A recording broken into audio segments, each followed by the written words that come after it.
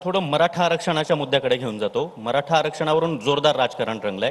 Jarange फडणवीसांना target करतायत। आत्ता फडणवीस आले तेव्हा ते म्हणाले की फडणवीस दिसतायत, विरोधकांनाही फडणवीस दिसतायत, जरांगेंनाही फडणवीस दिसतायत।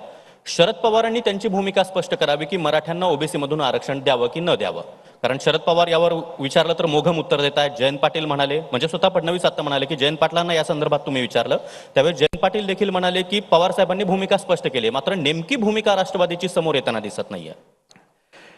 एक म्हणजे सर्वपक्षीय बैठका सह्याद्रीवर यापूर्वी झालेल्या आहेत। त्या झाल्यानंतर जरांगेंचं आंदोलन झालं, ते आंदोलन मिटलं। स्वतः मनोज जरांगे इथं वाशीला आले, मुख्यमंत्री त्या ठिकाणी गेले, प्रचंड आनंदाचा सोहळा त्या ठिकाणी झाला, गुलाल उधळण्यात आले। जरांगे देखील समाधानाने परत गेले। आम्हाला असं वाटतं की जरांगेंच्या सगळ्या मागण्या सरकारने कमिट केलेल्या असतील। जरांगेंशी सरकार अनेक वेळा बोललेलं आहे, स्वतः मुख्यमंत्री त्यांच्या संपर्कात आहेत। आता विधानसभेचा जो कार्यकाळ होता सभागृह चालू असतानाचा तो आता संपलेला आहे। म्हणजे अधिवेशन शेवटचं जे होतं ते संपलेलं आहे।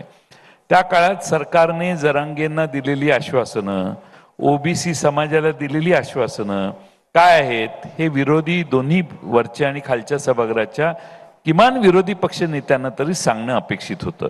विरोधी पक्षाला आम्हाला कधीच यांनी विश्वासात घेतलं नाही किंवा एवढं मोठं आंदोलन आहे, मी जाऊन चर्चा करून आलो, हे विरोधी पक्ष नेत्यांना बोलून त्यांनी कल्पना द्यायला पाहिजे होती, कधीही कल्पना दिली नाही।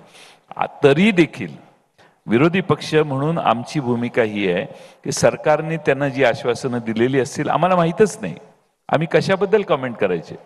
सरकारने जी कमिटमेंट दिलेली आहे जरांगे पाटलांना ती त्यांना पूर्ण करायची असेल तर त्यांनी निर्णय घ्यावा।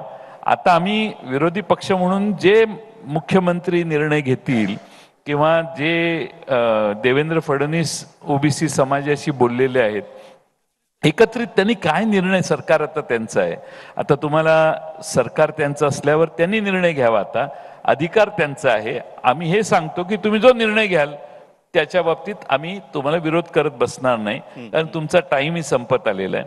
त्यामुळे तुम्हाला काय निर्णय घ्यायचा तो घ्या, तुम्ही प्रचंड वेळ काढूपणा केलेला आहे, निर्णय घेतलेला नाही, खेळवत राहिलेला आहात आणि त्यामुळे आता निर्णय घेण्याची पाळी आलेली आहे। त्यावेळी आमच्याकडे का बोट करताय?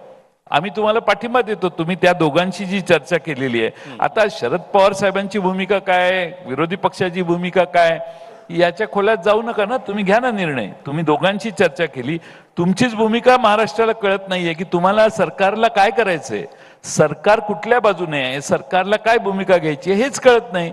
त्यामुळे सरकारला ताकद नाहीये, क्षमता नाहीये, सरकार घाबरलेलं आहे का सरकारला निर्णयच घ्यायचा नाही, काहीतरी कळावं। आता आम्ही